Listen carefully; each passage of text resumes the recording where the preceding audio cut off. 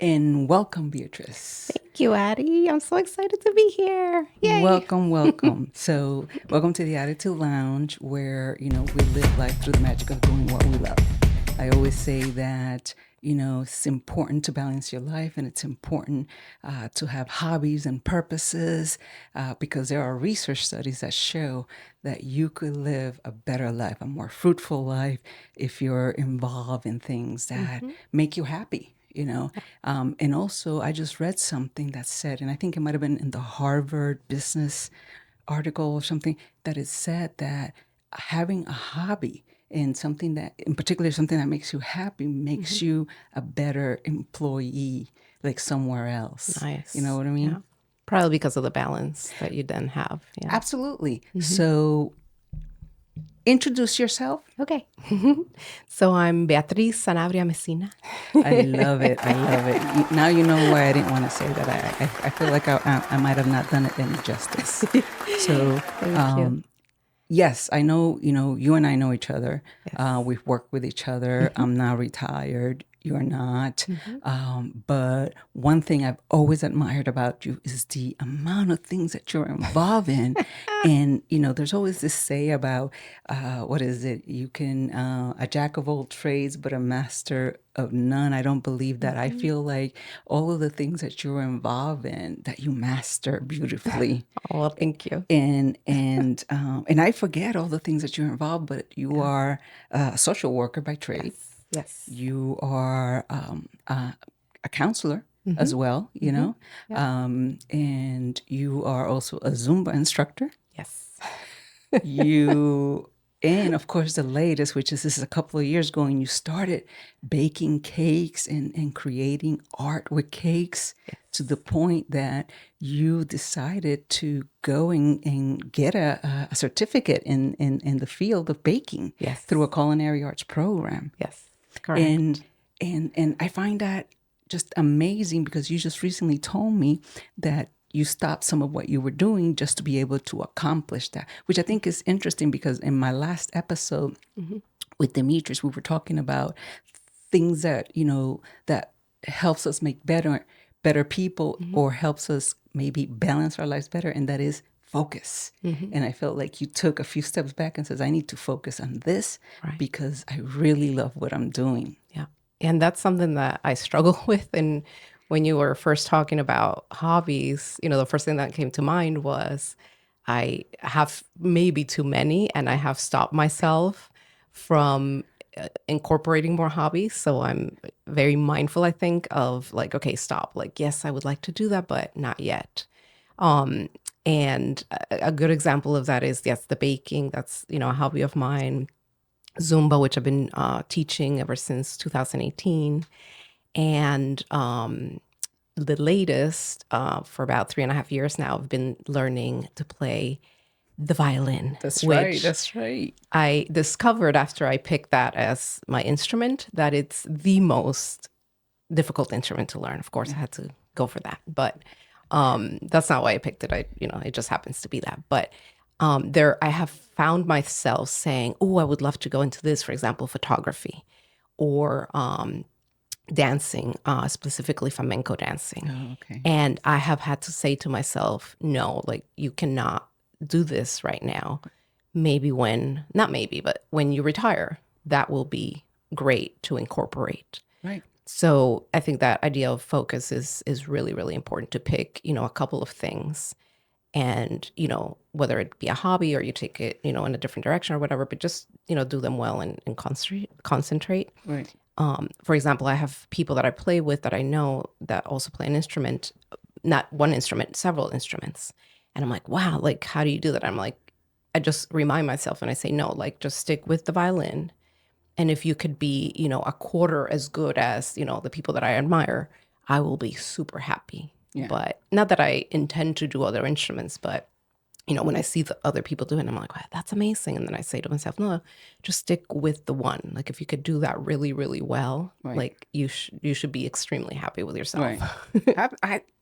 I admire you, man, because they say that strings are very difficult to learn, anything with strings, but I often run into so many people who have taught themselves how to do things, and I feel like I want to learn how to play the ukulele, but I feel like I can't do it through watching a YouTube channel. I feel like there's a lot of people that can, but I need hands-on. I need the physicality of it. I need to be surrounded by other people who are also doing it, because I feel as a student you can pick up from other students. And I don't feel like I'm teaching myself the violin, even though I don't take traditional classes. So let me explain what I mean. I happened upon this instructor. Her name is Alison Sparrow, and she's out of the UK. Okay, shout out. Yes, definitely. If you want to learn the violin or the piano, because she teaches both, go with her. And she is on YouTube. She's like the number one YouTube, instructor for those two instruments. But she sells a course that, you don't have that, person that's with you. But because of the way that she designed it, in my humble opinion, this is just me, it works really, really well for me. So you go through her books, and it's like $60. I think she's underselling herself, but that's a different story. And the way that she teaches fits me. She doesn't give you too much, but she doesn't dumb it down either. Okay. Again, at least with me, it's like a perfect fit. She lets you, gives you enough, and then you figure things out on your own, because with music, you have to, but not too much that you're overwhelmed. And she'll say things like, we don't need to know that yet. You don't need to know that yet. Nice. So I am not teaching myself. I'm following her method. And because she has all these YouTube videos, you can go. And she even will respond to you. Like, I email her with questions, and she will respond. Nice. Yes, very thoroughly, not like a 2-word answer. Right. So you have somebody that you can reach out to. Yes, exactly. Yeah, that's nice. And when I started learning that, I was almost 46 at the time, 1 week before my 46th birthday. I started to, ask myself, why am I waiting? Because that was one of those things that I said, oh, when I retire, I'll learn to play the violin. And then I said to myself, why am I waiting? Like, nothing is promised. Any one of us sadly could just leave this world at any moment. It's the one sure thing we have in life. Yes. Like my dear mother says, she says the only requirement to pass away is to be alive. And it's so true. I may have to use that. Yes, please do. And so I said, why am I waiting? If I start now, by the time I retire, I'll be fantastic. So I said that. I said, let me do it. And I am a big believer, and I tell the students that I work with all this all the time, and my clients, I say to people, you don't have any less ability than anybody else. There's 8 billion people on the planet. Why is it that when we launch ourselves into something new, or we're considering it, we're like, oh no, I can't do that. Or I'm too, fill in the blank. I'm too old. I'm too young. I'm too inexperienced. I'm too this. I'm too whatever it is. We all have a bunch of, words that we can fit in there. We convince ourselves. So I started thinking, I cannot be the only person in her 40s that wants to learn not just an instrument, but the violin. Right. So because, we have technology at our fingertips now, I started looking, and I saw online all these adults that were just like me, had full-time jobs and other responsibilities that I don't even have, like having, little kids or things like that. And I said, well, I was going to embark on this, I don't think I have any less ability than these folks. Right. Yeah. And so I said, okay, let me see. And I found, Alison Sparrow, and she teaches adults, and she talks a lot about, how we can learn even things that other people are like, oh no, you're too old for that, and that's too difficult. Not true. Yeah, I'm a firm believer that it doesn't matter if you're 10 or 80, if you have the will, right? Because there's that. Some people are stuck and they don't want to learn. Yeah. Some people, stay stagnant just because that's their comfort zone. Yeah. But I feel like if you have the will, I feel like we can always learn. podcasting for Yeah. me, Yeah. I had to learn it. I had to do some research. I had to sit down. I had to, take a few breaths. I've made lots of mistakes. I've fixed the mistakes, but I'm learning as I'm going. Even in every episode, I learn something new, and I'm like, okay, well, I forget. I can't do that, or you gotta do this, or so I just feel like I like learning, like you. I think it fulfills me in some way. Yeah. And, the key is that when you're doing something that you love or that you're passionate about, just remember that this is something for fun. This is something to put a smile on your face. This is something for your fulfillment. Yeah. Don't get overwhelmed with it, or don't get scared, Yeah. fearful that you can't accomplish something. I love that. Exactly. And I think simplifying things also, and what I mean by that is, something like playing an instrument that seems so overwhelming. But if you really think about it, once you start, even if you have a few days in, you're already fulfilling that. You're already doing that, Take right? the first step. Yeah. Are you where, you want to be? Not yet, but you're actually doing it. Right. You're already, embarked on that journey. And then you'll find yourself saying things like, oh yeah, I'm going to go home and play my, instrument. The other day, like last month, now that I think about it, I was playing somewhere with a group of people, which I'll explain in a second. And before we started, I happened to go into the restroom, and there was, an elderly lady there because it was a nursing facility. And, I just said hi to her, and I said, oh, are you coming to the concert? And she said, yes. And she said, are you? And I said, well, and I stopped myself and I thought about this. I said, yes, I'm one of the violinists. And that was the first time that I called myself a violinist. Yes. And, I've hesitated because it's, especially when you are just taking, a course and not going to college, like I'm not going to college for music. That's once, if I had, and I graduated, like when I became a social worker, I graduated with my bachelor's degree. That made me a social worker. There's no, the day before graduation, I'm not a social worker. The day after, I am. That's, very specific, very definite. Right. But with music, I'm like, can I call myself that? And course. maybe it's that imposter syndrome. I don't know. But I paused and I said, yeah, I'm one of the violinists. And then like her face lit up. She's like, oh, wow, like you're one of the violinists. And I'm thinking, oh my gosh, what? Yeah. I think that's wonderful. I think that's very empowering, like self-empowering, because I think we tend to like be so critical of ourselves, Yeah, we do. So I think that's amazing, and it's funny to hear you say that in a sense, because when it was over a year ago that a friend of mine signed me up for like a small gathering type of, women in business. Okay. And she's like, oh yeah, come with me. I signed you up for it. And when I got there, it said podcaster, and I was like, oh, Yeah. I was like, but I'm not really there yet. And it's like, oh no, you're there. You started. You already took steps. Yeah. And so I thought that was at a time that I may not have felt empowered by it. Somebody saw that through me and was able to push me. And I think, and I oftentimes talks, I feel like in the last few episodes, we've been talking about like friendships and things of that nature. And I think it's great to be able to have friends that cheer you on, or a spouse or coworkers, if that, because sometimes, we spend more time with coworkers than with our own family. Yeah. Oh, totally. Surround yourself with people that no matter what you're doing, even if it sounds like a big, scary, audacious goal, like something, out of the box, that they're going to be there and be like, good for you. Right. Keep going, instead of, oh, really? Like, oh, well, no, good for you. Yeah. Nobody knows what they can accomplish sometimes until they do it. And just going back to that, what I said before about keeping it simple with, as far as like my hobbies with playing music and with baking, it's funny how, like the universe, I guess, comes together because, again, being a social worker, I'm always, inclined to help people and, the cheesy line, make the world a better place. But it's true. But that's your passion. That's what you like to do. Right. Yeah.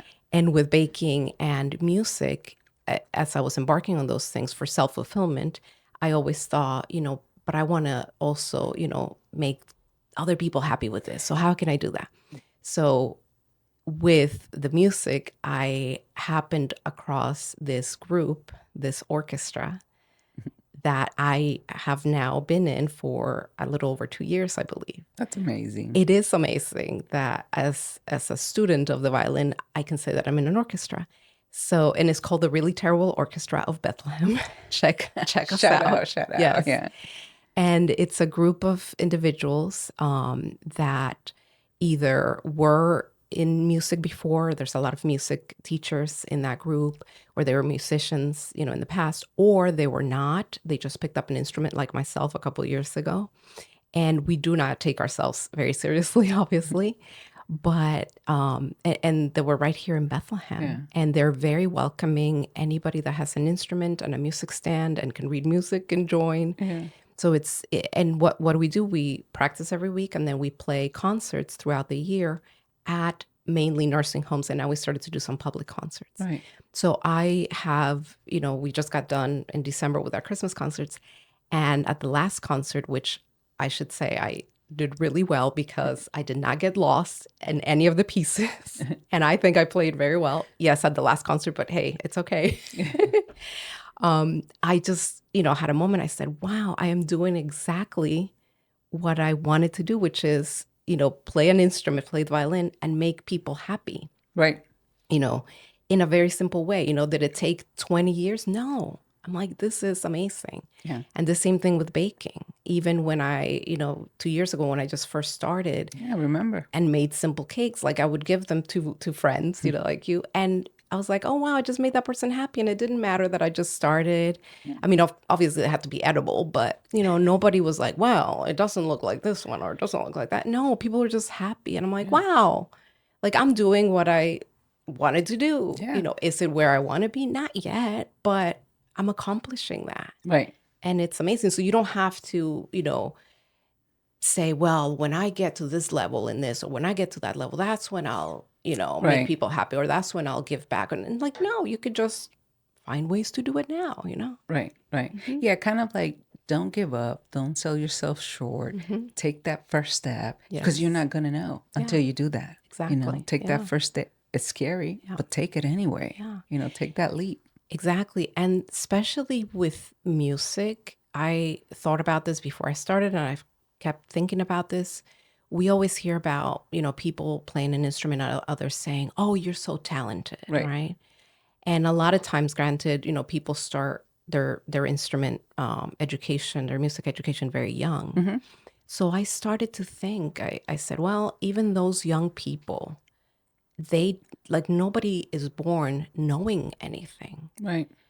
And I started to think, I wonder how much of something like, musicality is a talent, and how much is it hard work? Right. Because you could have a whole bunch of talent, but if you don't develop it, unless you're, like a freak genius or something, but how many people are that, Right. And I said to myself, I wonder, and I cannot wait for someone to tell me that I am talented in music. Wow. Yeah. The other day, within the last 6 months, I heard somebody tell me that I'm talented with cakes. And I was like, wow. And I know, because I have the picture to prove it, that was mostly hard work. Because, when you start, just like when you start anything, you're not going to be good at it. Right. It's just not possible. Right, right. So I know that with cakes, it's been a lot of hard work and a lot of, learning on my own, learning from what other bakers at home are doing. Now I'm in a, structured program and learning, really learning. But with music, I'm really looking forward to that day. Yeah. And I don't know if I'll ever find out the answer, if it's talent. I mean, obviously you have to have some things. You have to have patience with yourself. Right. There's people that have told me, not just of the violin, but other instruments. They're like, oh, I tried and I could, it just was not for me. And I have had things like that I try something. I'm like, it's just not a good fit. It's just not for me. But if I had not started, I see my progress. Like they say, record yourself when you're learning music. And you just see that. You're like, wow, it's amazing. Am I, at the level of other people or where I want to? No, not yet, but I'm comparing myself to when I first started. Right. And if you do that for anything, you'll be amazed. And I think that helps encourage you.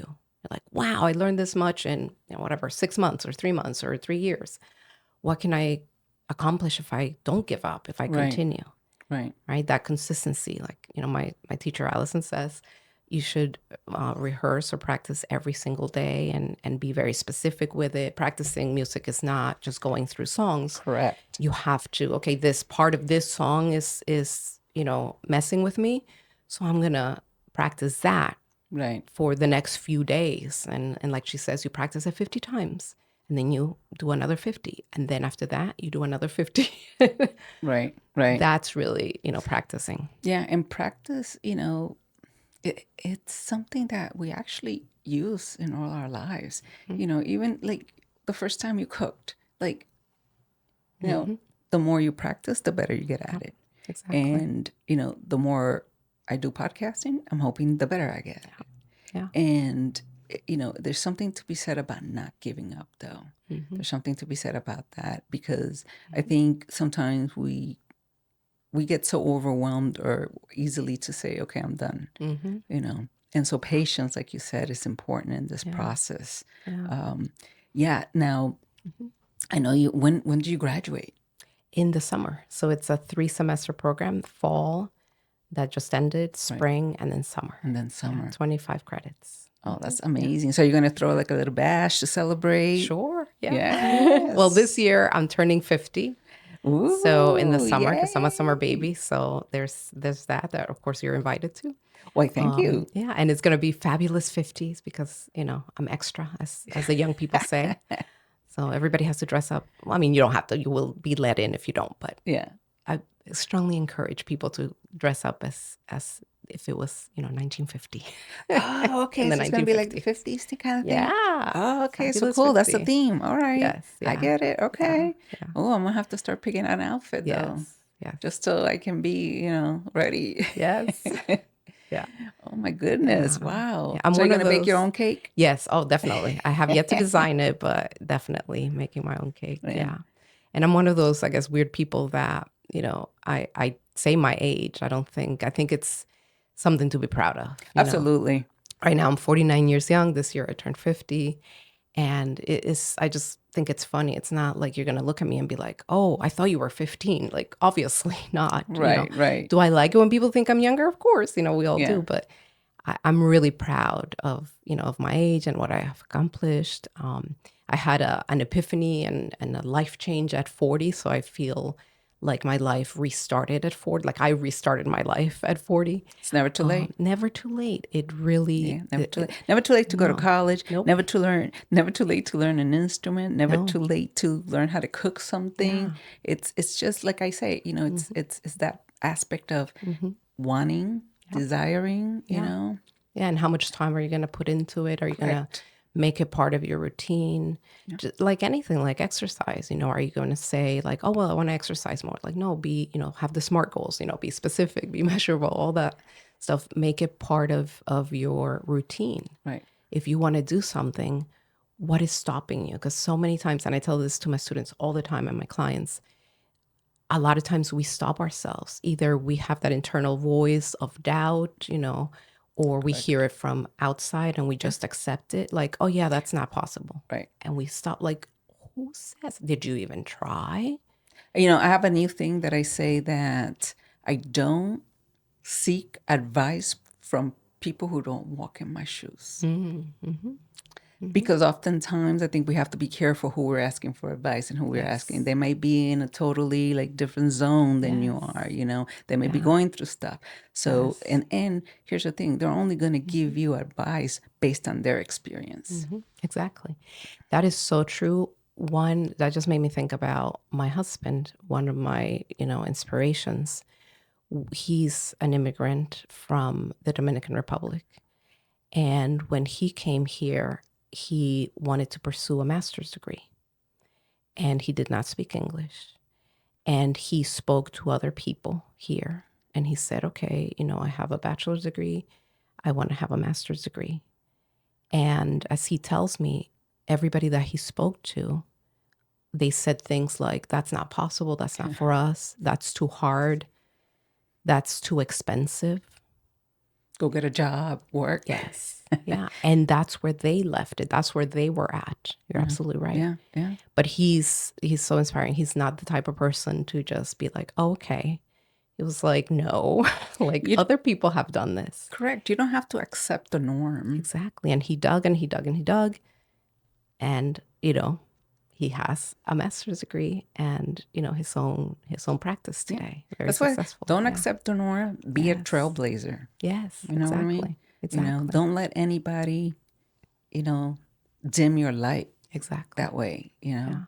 Know your worth. Yes. You know your worth. And sometimes that happens when we're balancing our life because we need, you know, we know that work's already tough, right? It's challenging, especially if you're working for somebody else. Yes. And so you have to balance your life so that you can have something to say, this is my joy. This is what I do on the weekends. This is what I do during the evenings after my job. Yeah. I know that that's something that I didn't do. And I felt like I just work. And so now I in my retirement time, I do the opposite. Yeah. What I do is I take care of myself as much as I can. And then I have hobbies. And, you know, like you mentioned, I started with photography many, many years ago. But I feel like that helped me transition into like some podcasting and trying to create reels, you know, because even when I have the podcast, I feel like the social media, and I'm sure you feel that's even an additional hobby. Yeah. Because you have to be on top of it and you have to be, you know, you're your own director, you're your own editor, you know, you have to take your own pictures, you're your own photographer. Yeah. And it can be a lot. Yes, you know, definitely. It can be a lot. Yeah. So I have this saying that I used to, when I worked in higher ed, I used to tell students, and that is, it says, when you have something, a passion, something that you really want to go forward, I said, take the step. Dive in. Sometimes it doesn't work if you're getting your feet wet. Dive in and be your own cheerleader. Yes.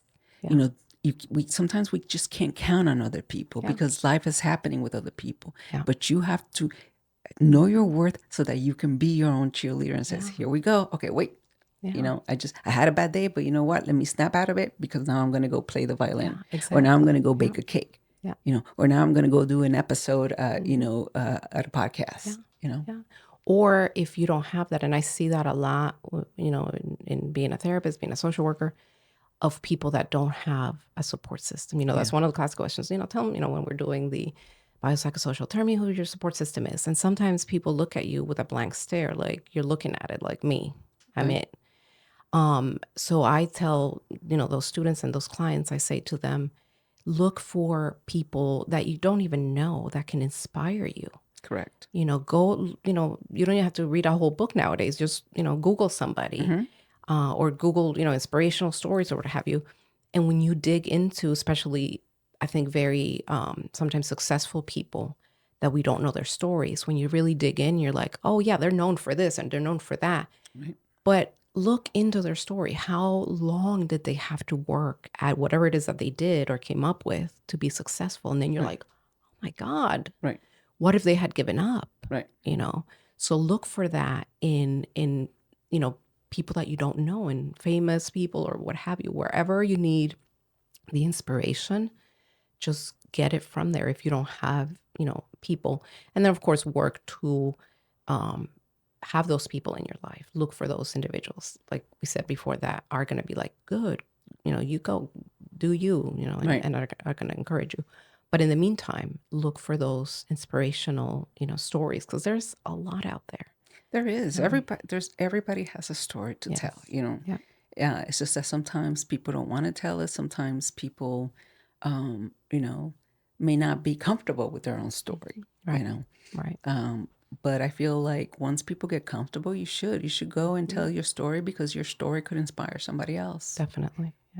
Yeah. But you have to, have that level of, you know, knowing that you're worth it, knowing your worth, and you know, saying like, okay, I have something to add. I have something valuable, and we all do.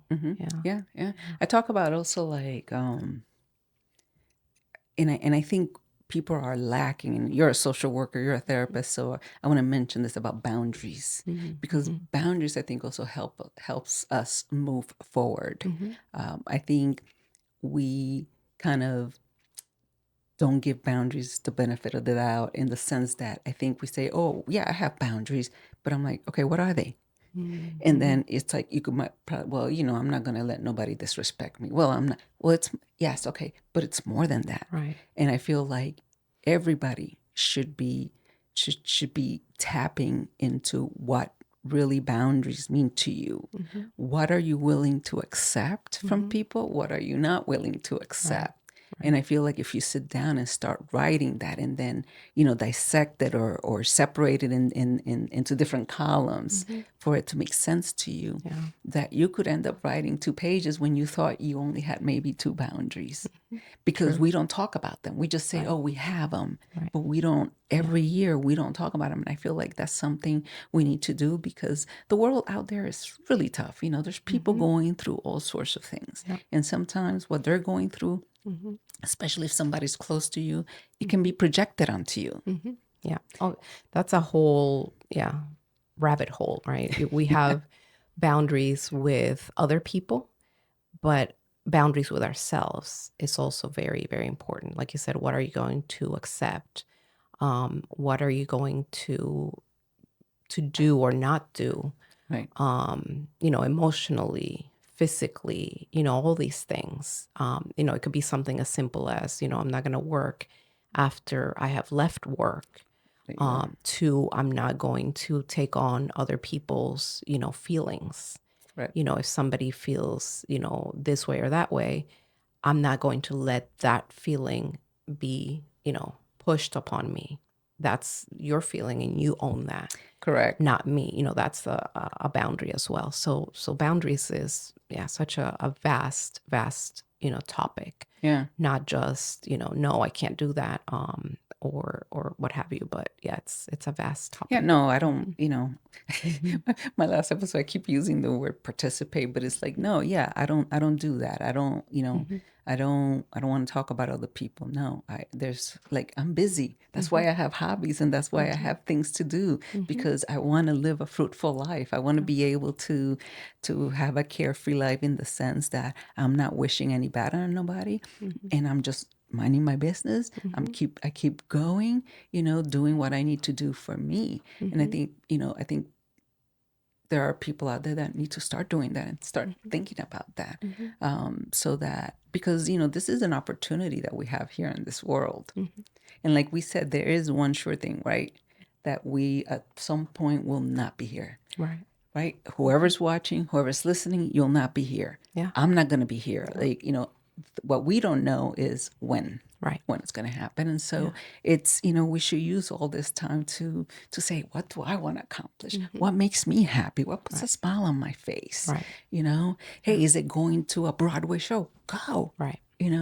Is it going swimming? Hey, it's winter, but there's indoor swimming somewhere, go look for that. And challenge those thoughts. If you think like, oh, I want to do this, and then the next thought is, but, feeling bad, but you can, or I don't have the money. It's going to be too expensive. Yeah. Find out, okay, how do other people do it? Right. Or what can I cut out of, like, whatever I got? How many, I don't know, TV, movie accounts do I have? How many apps am I paying for? Can I trim that? And then I now use that money to go swimming once a week, maybe? Or look at people that are already doing that. Especially if, you know them, you're not just on the internet as strangers. Pick their brain. Yeah. And, I have students coming to me all the time like, oh, how did you become a social worker? How it's, I will tell you how I did it. Maybe that will, doesn't mean you have to do it the exact same way, but pick the brain of someone that's out there. And there's many people like yourself that are not only willing, but wanting to mentor others and to say, this is how I did it. It can maybe help you. That's a very, social worky thing. And I have found it's a very, in the baking world, it's a very common thing too, that people are not, what's the word, like gatekeeping. They're like, this is how I did it. Maybe this technique will help you. And even with music, Like, this is how I, do, to learn counts, or this is how I learned this really difficult piece. And I love that because that again, it's very social worky. Like, Right. this is how I did it. Maybe this can help you, and Right. we have to, help each other. Definitely, we have to help each other. Yeah, I think people have, like, even with friends, I think people define friendships in so many different ways. But I actually looked that up the other day in the dictionary because I was just curious, and I'm like, well, friendship says someone you can count on. But I don't think many people nowadays see friendship like that. I think almost like the opposite. We just want it to be simple. We don't want, and it's not that you're my friend. I don't have any expectations from you. And I know you don't have any expectations from me. But, here and there, we can pick up sometimes in the middle of our busy lives and say, let's do lunch, and I think that's important to at least catch up, and I know, it gets, but at least, with the people that you connect with, because I think that's also part of balancing your life, and sometimes people need someone to bounce things off of. Hey, I was thinking about starting to play the guitar. I know you play the violin, something as simple as that, Hey, I was thinking of picking up like some exercise. I know you're a Zumba instructor. And I love what you said about being a Zumba instructor. Speaking of Zumba instructor. Oh, I love sound effects. Yes. Bring them on. So Zumba instructor. And I got to say, guys, I took a couple of Zumba classes with Beatriz. I couldn't keep up. I couldn't keep up. I felt like when she said right, I went left. But, the good thing about, and I've been to her class, that she also lets people, shows them like variations of ways that they can do it. So even, when you can't fully, let's say, lift legs or do this or do a certain exercise or a certain dance because you have bad knees, there are other ways in which you can move. Even with yoga, there's chair yoga. Chair yoga, you could sit and do some stretching techniques that can help you. And sometimes when some people find exercising, I feel like, as a chore. It's a chore. And hey, even the best of the best, we struggle. Because I have to exercise for my health. I have to, and when I don't, it hurts my body. Yeah, you feel it. But it is, it's not, because I gotta say, I enjoy it once I get started, but the thought of getting started is just like, I have to be my own cheerleader and say, hey, yeah, a lot get of out people there. struggle with that. Yeah, Gotta get out there. No, I know it's cold, but just put the heater on in the car. It's a 10-minute drive. Go do what you got to do. And the thing is, you feel so good after you get it done. And you know After you get that. it done. You're like, I know that after I'm done, I'm going to be like, yes. And I feel so good, and all the endorphins. But I'm one of those people that was not athletic when I grew up. And I never played any, organized sports or anything like that. Me neither. And in my adult life, I have, become a Zumba instructor. I have become a runner. I love taking any and all, with one of my best friends, exercise classes that we can find. And like on Instagram, I'll see like, these crazy exercises with bungee cords and this and that. And I'll send, her a video of like, we have to find out where we can take this class, at least to try it once. That's so funny because I find things like that. But every time I send it to a friend, they're like, yeah, I'm not doing that.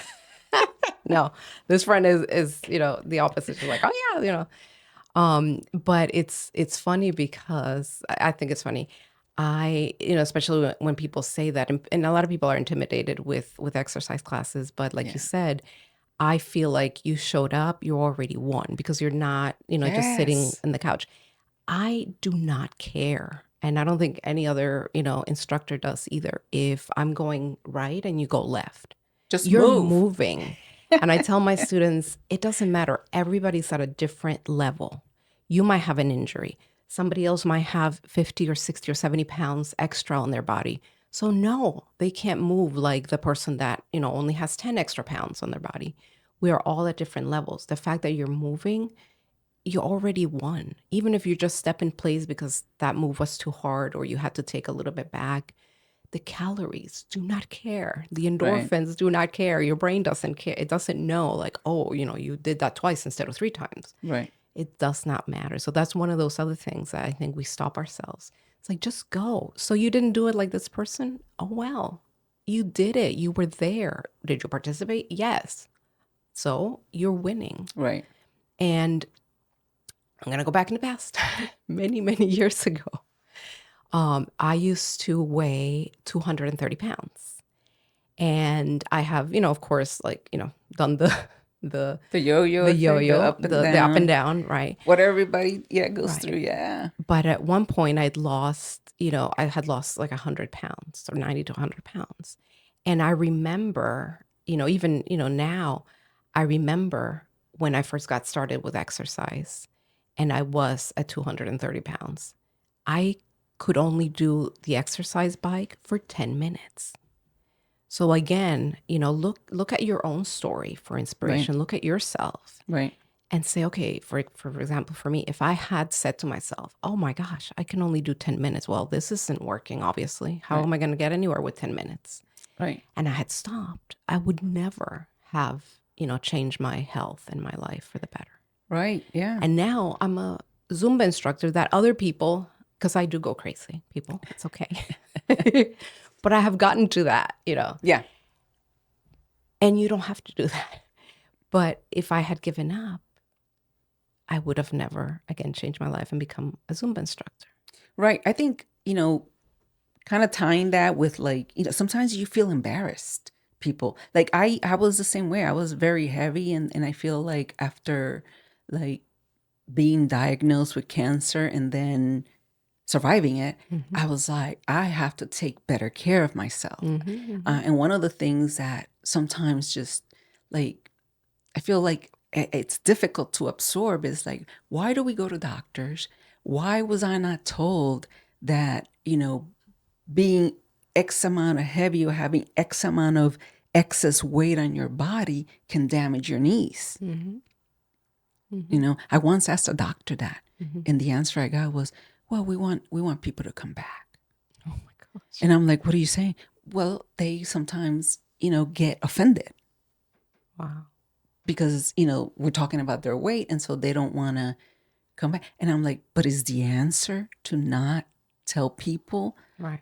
that for every pound that you have on your body, you multiply that by 3 or 4. And that is the pressure On your knees. Yeah. the pressure that you are putting on your knees. And think about it, if not a doctor to tell you, if that's not the most appropriate person, then who is? Correct. They're not like gossiping about you. They're not. And there's always a way to say something. And trust me, as a therapist, we confront people all the time, but there's an appropriate way. Yes. And you can do it in a caring way. You can say, listen, and using the correct language. Yeah. And say things like, it's my job to let you know this. And that could open the door to so many things. Maybe that's the first person that individual is getting that information from. Because trust me, just from personal experience, I was one of those people that thought, because I remember having this thought as I was getting heavier, I'll just buy bigger clothes. Never in my mind, I don't know why, did it cross, you can do something about this. Like I was not empowered. Right. I was not empowered. Right.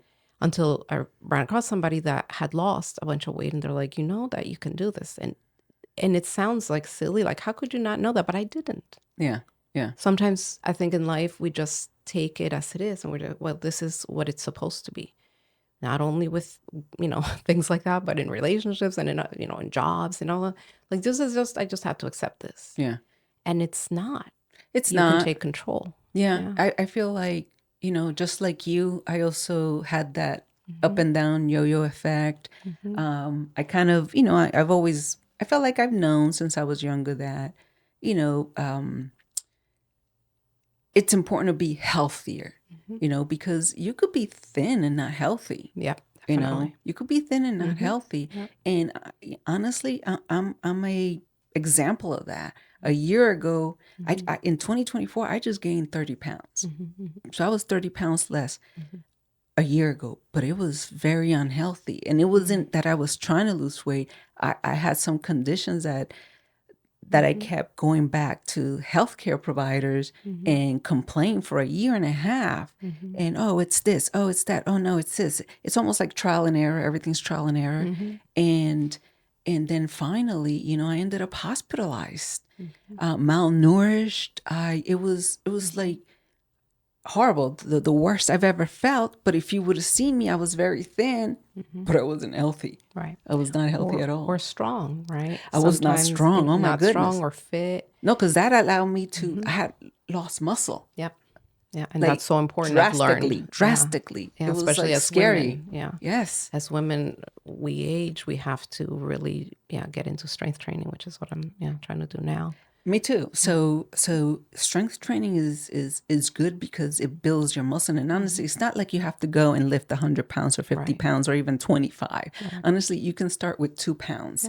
You can, if you don't have weights and you're at home, grab a can good of something on each hand. A jug of water. Yeah. And then just, you know, what you can, you know, you don't want to hurt yourself. So you just, and even if you're sitting down and doing that with your arms or with your shoulders, you know, the whole idea is like we said, it is so important to move, because if you don't continue to move, when you hit that age limit where everything starts to fall apart, it's going to be worse.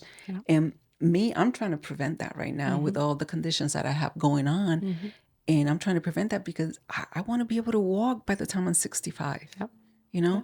I want to be able to still be mobile. And speaking of age, you said your age. And in my last episode, I announced my age because I am proud of it. I am going to be 60 this year at the end of the year. So I just turned 59 in December, Christmas Eve. And so I am going to be 60. And I'm like, wow. And all the things that I have accomplished. Exactly. You know, that's how I'm looking at life now. Because you got to value yourself. If you don't value yourself, nobody else will. Look at, what I accomplished, and I made it to this point. And what else do I want to, do? You should always have a new goal. Yes. And what limitations am I not going to listen to, or barriers, or what obstacles do I have to get around? We should all be proud of our journeys. And if you don't like something, see if you can change it, because that's something else that I always tell people. Sometimes we have more power than we think we do. Yes. And we need to be open to being more positive and rather than creating an obstacle for ourselves, create an avenue where you have option A and option B. Like this just happened to me on Sunday. And I know that I'm not going to, I won't get into religion or anything like that. But I was going to church and I said, I have to go to church because I have been sick with a walking pneumonia. And I have to go. And I got in my car to go locally here and in Bethlehem. And as I'm driving, I'm getting sick. So I had to come back and I'm like, why do I feel sick? And one thing I remember, and I think this is Henry Ford's quote, is that never change the goal, just change the plan. So my plan was, now I miss church over there. I was able to feel better, you know. Now I miss church there, so I'm going to go to another place because I know there's a later, you know, service there. And so I think you can do that with all aspects of life, you know. Being able to pivot. And pivot. What you were saying just now reminded me of comparing ourselves, which we all do. And, you know, therapists and social workers will all tell people, don't do that. And we all do it. But like with my students at work, I tell, you know, the college students, I tell them, your journey is your journey. Because, you know, they come into, you know, a 2-year school that we are, and they want to get it done in exactly 2 years. And they compare themselves. Well, this person, they're taking all full-time classes and they're almost, you know, done. And they did it in 4 semesters. So I must do that. And I say, okay, well, you have like 2 small children, don't you? Well, yes. Do they have small children? Well, no. And you have a job, like a 30-hour-a-week job and a home to take care of. What do they have going on? Well, they live at home and they're 21. And they don't have bills. I'm like, come on now. Yeah. You have to do you. Right. I think people are, I don't like comparisons. It's like one of my pet peeves because I feel when you compare people, at some point you're invalidating one of those individuals. You're saying this person is, even if it's you, you're saying I'm less than, Right. or you're less than. So I feel like you don't give people the respect. Yeah. Once you compare them. The other thing is, you can't compare apples and oranges. Right. And You we do just it all can't. the And time. that's so many people are used to doing that and they think it's okay. And it's not. That's something like I remember when students would come in my office and I used to say to them, I used to talk about online learning. Oh yeah, I want to be able to be at home. I want to be able to do this. Okay, do you have an area where you can set aside where you're going to be at peace, where you can, log on to your course? Well, no. I'm like, you're going to need that. And you have children, correct? Yes. I says, well, at what time do they go to bed? So you have to take that into consideration, right? You can't, again, with the comparison. Yes, online learning makes it more flexible for people, but online learning is also not for everyone. Right. And if you do it, you have to be aware that you need your own space and that you need to somehow be able to shut down the household.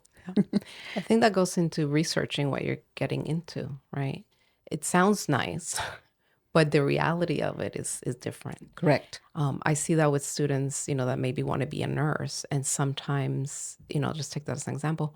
In talking to them, I realize, like maybe after they've taken a couple science classes and not done well, I realize, oh, you're in love with the idea of that, of people saying you're a nurse or you saying that you're a nurse. It's an excellent profession. Very prestigious, you're Caring, helping, right? Because nurses are different than doctors. Profession. Yes, they get a whole different curriculum, and part of it is like it's the love that you need to have, the compassion for patients, whereas you don't necessarily get that training as a doctor or a PA. Yeah, but I think sometimes, people are in love with the idea of something like, oh yeah, that sounds great to do. Online classes in my own home. But you're right. You have to think of the details and the logistics and maybe realize that would be great, but it's not for me. Not at this time. I can't do that. I always tell students that it took me 10 years to get my bachelor's degree. If you go full time, it takes 4 years. I didn't plan it that way. I didn't say, I'm going to do 10-year plan. But that's what happened. Life happened. I had to be working and, I was an adult student. But I tell them that, and I say to them, not because this is what's going to happen to you, but just so that you know that happens sometimes. That was the path that I had to take. And my degree, and I point to it, I say, it's not worth any less because of that. Correct. It didn't have anything, that time had nothing to do with me getting employed. Nobody knows unless you tell them how long it took you, because the date on the degree is the date when you finish, not when you started and finished. So I tell them that, and their eyes go big, like, wow. I'm like, I know. But that was what I had to do. Right. And many people do. I feel like the one, and this brings me back because I used to discuss this with students, especially adult learners. And it's like, once you're, right, so like throughout your K through 12, you are expected to get through the first grade, second grade, right, ninth grade, 10th grade. And if you don't get through that, then that means you fail until you don't move on to the next. College is not like that. Right. You can actually do college at your own pace. You could do it one course at a time. Not something that I recommend, but sometimes those are the, that's all you could do. Yeah. Because you have children, because you have to upkeep a household, because you also work. Yeah. With anything, really. Would I love to, be able to dedicate 5 hours a day to the violin? Yes. But I can't, Right. So I think with anything, you have to say, okay, how can I get this done? And really move away from the idea that it has to be done this way. Correct. No, it doesn't. You're not, a robot. You're not, a copy of anything. You are your own person. Right. And you have to do what works for you. And so many times I see people, getting stuck in that. Well, I'm not going to go to school because since I work, it's going to take me this many years instead Right. of this many. And I tell them, those years are going to come and go anyway.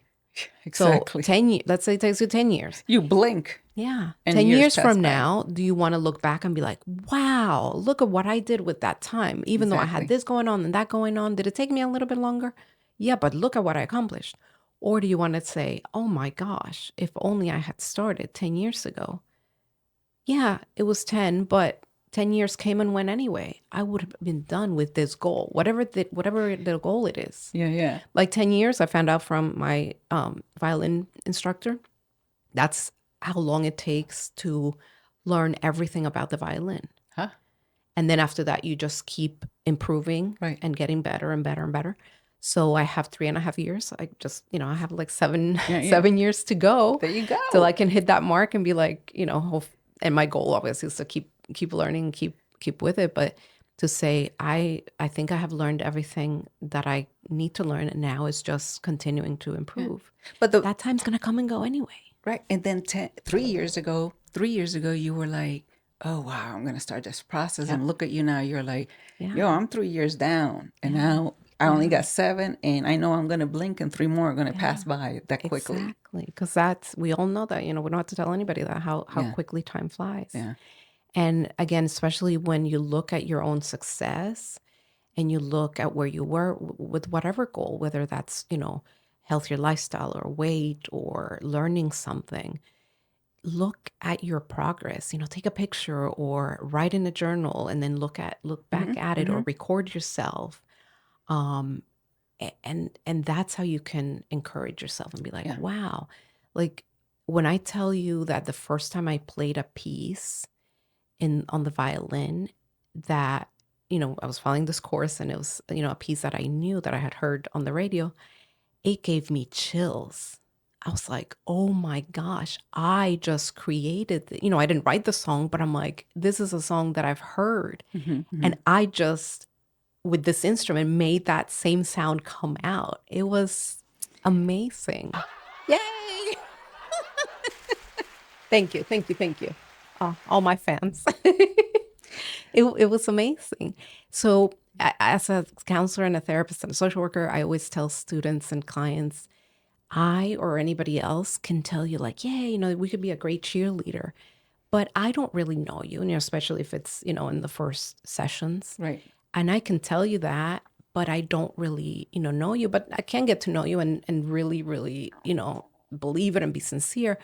But if you can see it in yourself, if you can look back and be like, wow, look at what I overcame. Right. Look at what I accomplished.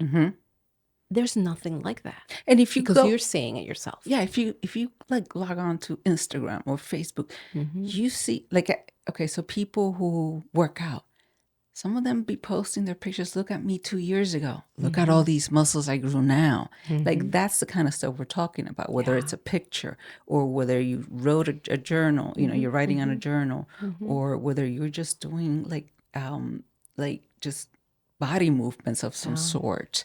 You couldn't go this far when you started, but look how far you can go now. I think that's so important because that's the kind of stuff that we have to do to bring ourselves some joy, right? To see, I did this.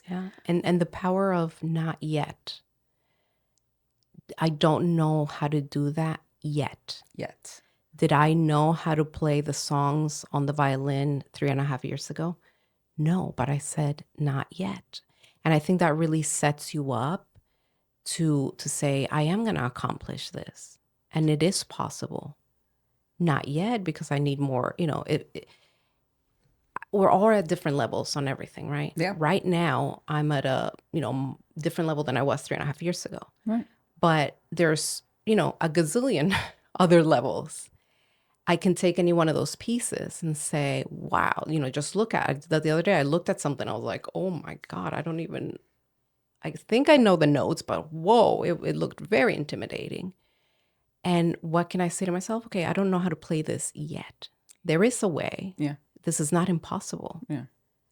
I'm not there yet. Right. right? Or a cake. I see some other, cake artists. I'm like, wow, how did you do that? But I could look at myself back 2 years ago, from what I just made now, and go back in time and show, and I would have been like, wow, how did I do that? That's amazing. Yeah. So yeah, always seeing, and especially working, in mental health, I see so many people not giving themselves credit. Like, people are amazing. They have overcome such adversity. They have overcome trauma, abuse. They've just so many things, gotten themselves. I should mention the bulk of my work before I came to work at in higher ed was with people that have drug and alcohol issues, substance use disorders. And it's amazing how people change their lives completely, like 100%, everything about themselves, and just become like this amazing person that they always were, of course, but they discover it. But so many times I just don't see people giving themselves that credit, or coming up against an obstacle and they're like having all these doubts. And I just, it's part of my job to stop them and be like, but do you realize what you just did? Right. Like, you have been in recovery from heroin addiction for 5 years. You completely changed your entire life. Right. And You have a think, full-time job. You're clean. yeah, You have a family now. You have rebuilt your reputation. People Correct. trust you. Like, all these wonderful things. You did that, nobody else. Correct. And you're doubting whether or not you can pass this class. I'm like, whoa. Yeah. Just look at that, please, for a second. Right? And sometimes they laugh. Yeah. I'm like, wow.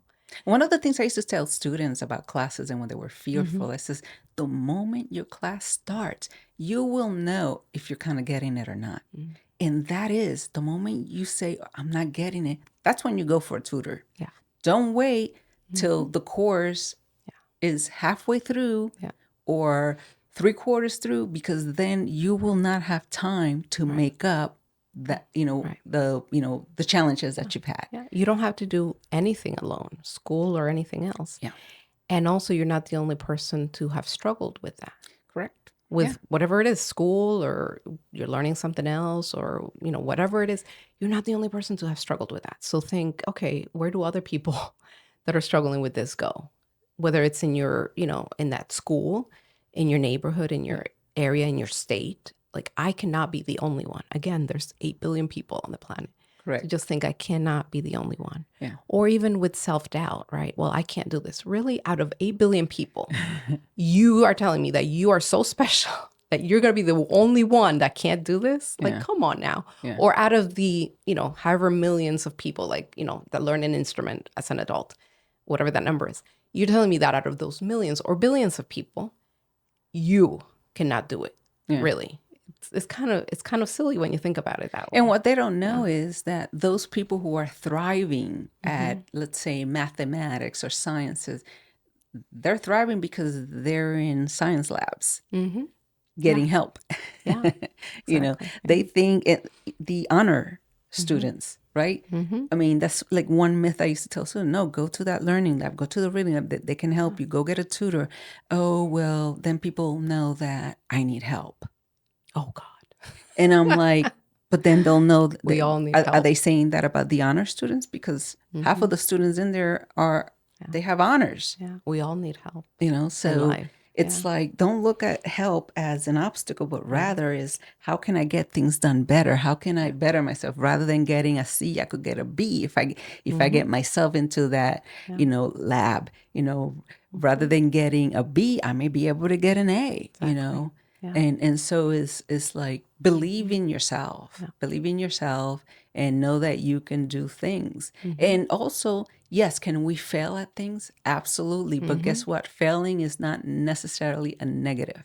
Right. It is, we're supposed to learn from our failures, So many times I, see students getting frustrated, and because they're not getting everything perfect sometimes. And I'm like, I just look at them and I say, do you realize if you got everything perfect, you'd be teaching the course? You are a student. Right. This is why there's chances, right? It's not, you don't take a course and get one test and that's it. You either fail or pass. Like, no, you have different assignments, right? You have participation points. You have this points for this, points for that, because you are learning. And sometimes, they just kind of sit back and like, oh yeah, it's like you are not the expert. Right. You are learning. Right. If you were the expert, and even experts are constantly learning, just at a different level because they're more advanced than us. And even whether you're an adult learner, but more so as an adult learner, don't just go in and leave. Don't go get the class and leave. Take advantage of some of the resources that the college has, because that's part of your tuition. Yeah. There's a lot of research saying or proving that students that are involved in their college experience outside of the classroom, the ones that go to this presentation, that presentation, that meet with the professor because they invited them to, this lecture or that, or whatever, that their outcomes inside the classroom are better. Why? Because they are learning in other ways. They're going to that lecture and hearing someone else explain that material. Maybe it's new material, maybe it's, material they already knew, but it's explained differently. Or they meet up with, another student and they have a discussion about the topic, and that's also learning. So anything above and beyond, as long as, your schedule permits it, that you can do outside of the classroom in a college environment is only going to enhance your performance in the classroom. It's a proven fact. Yeah. No, that's wonderful. We talked about, how you obtained your bachelor's, and one of the things is you had me thinking when I guys, I have to, like, I have this questionnaire that I have, like, the guests fill out just so that I know a little bit more about them. So I learned some things that I didn't. And here I am, sitting with you, who's a friend of mine. And so when you mentioned that it took you 10 years to get your bachelor's, I'm like, oh yeah, it took me, a lot of years. But then I realized, oh wow, in essence, it really took me 10 years too.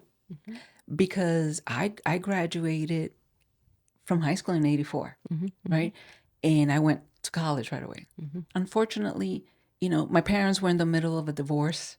I ended up changing from the college I really wanted to go to a nearby college. And it changed me in the sense that wasn't the place that I wanted to be, but I was still going there, but I wasn't being successful.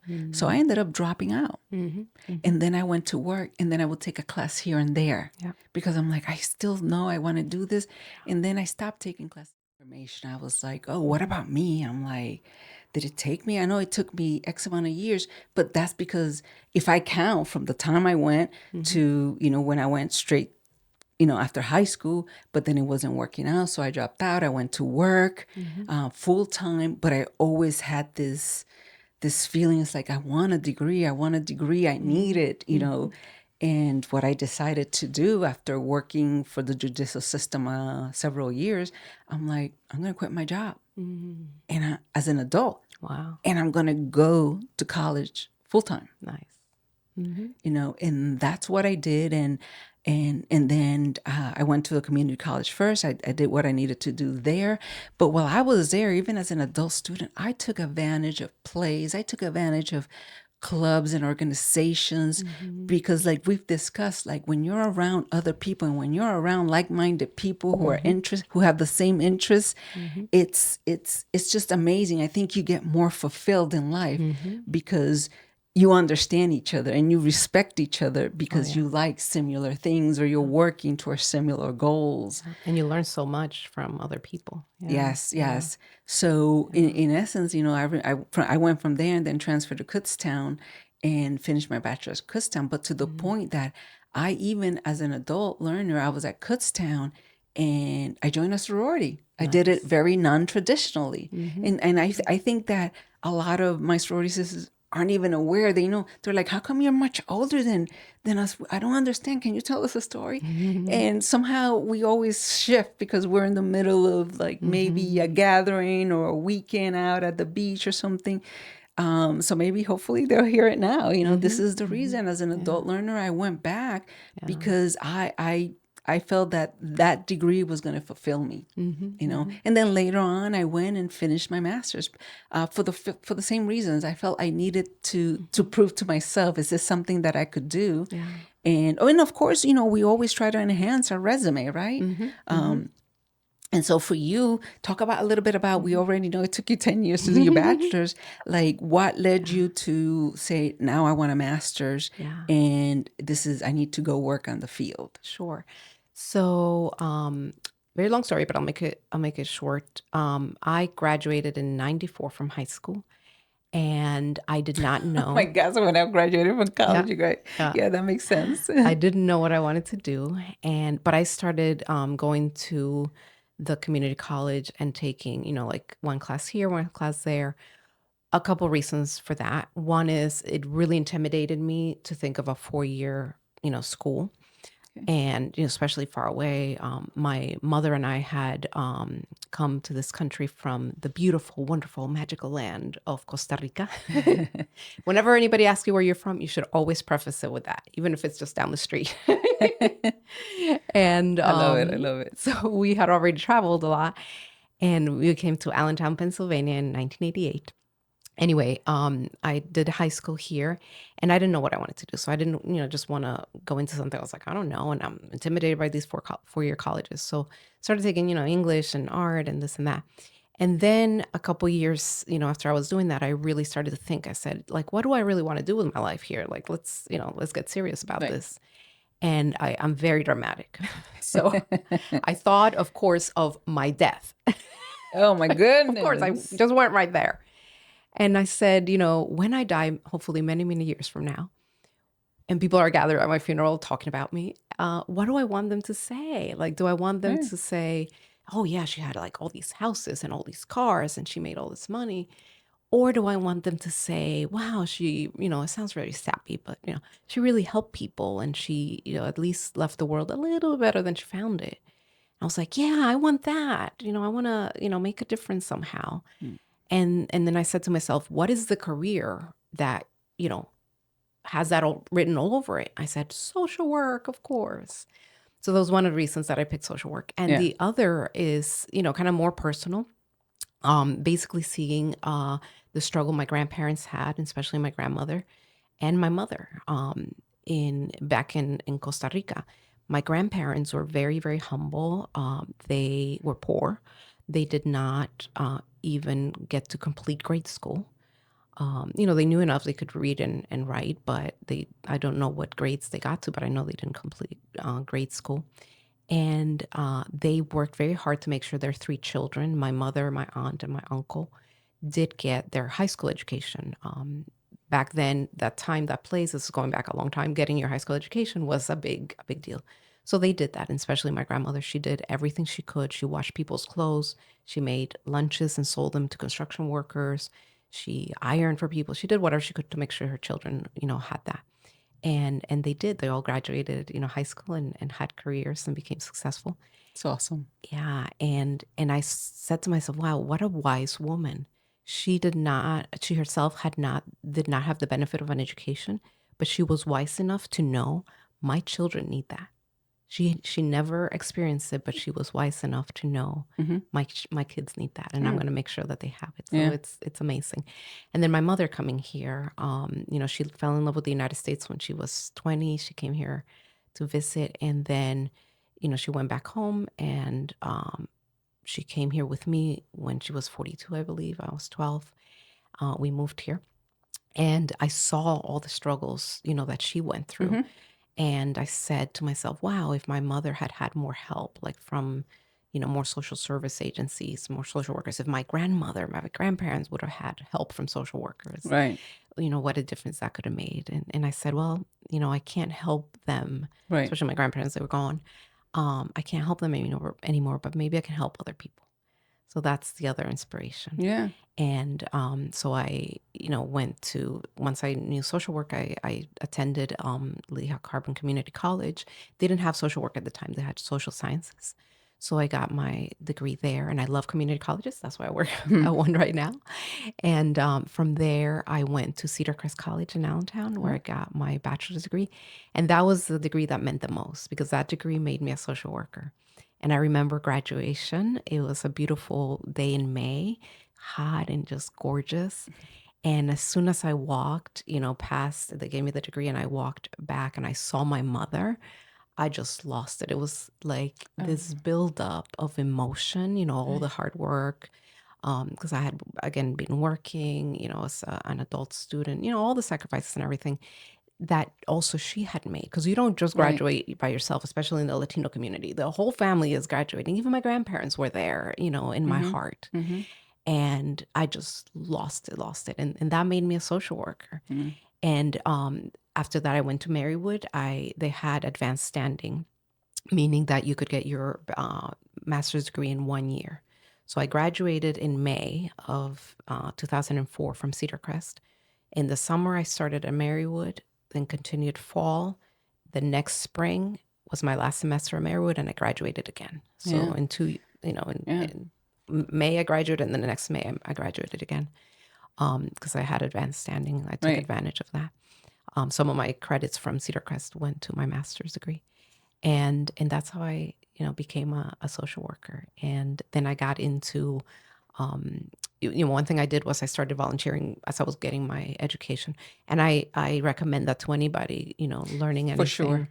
Volunteer. I mean, volunteering just by itself is wonderful. We should all do it. We should all help each other, but especially when you're trying to get into a career, go and start at that level. That can, looks great on a resume. When It's a way you can enhance the resume. Yeah. Yeah, people don't realize that. It doesn't need to be a paying job, and it's what you're doing. Yeah. In fact, that, as someone who has looked at resumes and has been on search committees, that impresses me more. It's like, wow, you didn't have to do that, and yet you did, and you weren't getting paid, and you did it. Or get an entry-level job, and that's what I did too. But then I got into being a case manager for people who had HIV and were in recovery from injecting heroin, basically. Yeah. Wow. And that's how I kept going and going, and I worked for many years in outpatient drug and alcohol programs. And then there was an opportunity, to go work at Northampton Community College. Yay! Yeah. As a counselor and faculty member. And that's where I met you. Yeah. And I've been there for 11 years now. Well, that's amazing, Beatrice. I I hope that people who are going to listen to the podcast and eventually watch it once it's released on YouTube. Right now, that's something that I hope to be able to accomplish by this spring. Yeah. But you're an inspiration. You're an inspiration because you saw a passion for something to help others, and you went for it. But also that you haven't stopped. You continue to enhance your resume. You continue to challenge yourself with things, but you also balance your life, right? Because after there's a hard day at work, you can go home and do Zumba, or you can go teach a class Zumba, and at the same time, you're releasing your stress. Well, thank you so much. But it is a challenge in social work school. They drill into us self-care. And, it sounds, like it's well balanced, but it's something that I do struggle with, all the time. And I think that's normal, to struggle. Am I think, better at the struggle or the balance than before? Yeah. And do I want to get even better at it? Yes. Yeah. There's, like you said, there's always things to look forward to and improvements to make.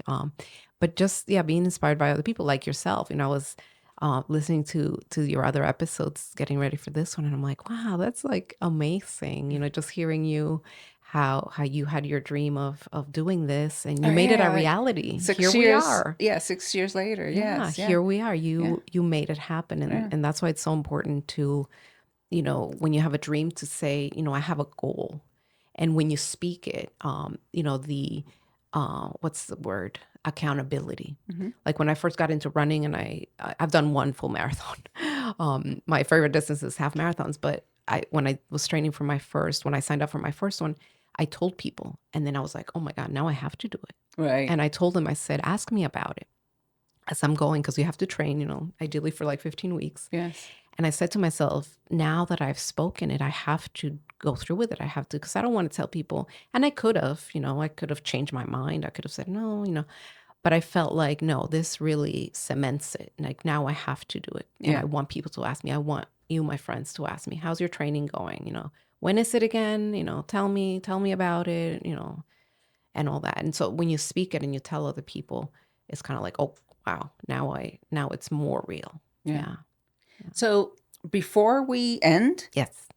let's end with you sharing. I know you are published in a book, correct? Yes. And you also have your Instagram account for Beatriz Cakes Art. Yes. So kind of like just, say the name of, share the name of the book so that if somebody wants to pick it up and do some reading. So my friend, Hope Horowitz, who is the person that directs the social work program at Northampton Community College, this past year, she published a book, Social Work Narratives.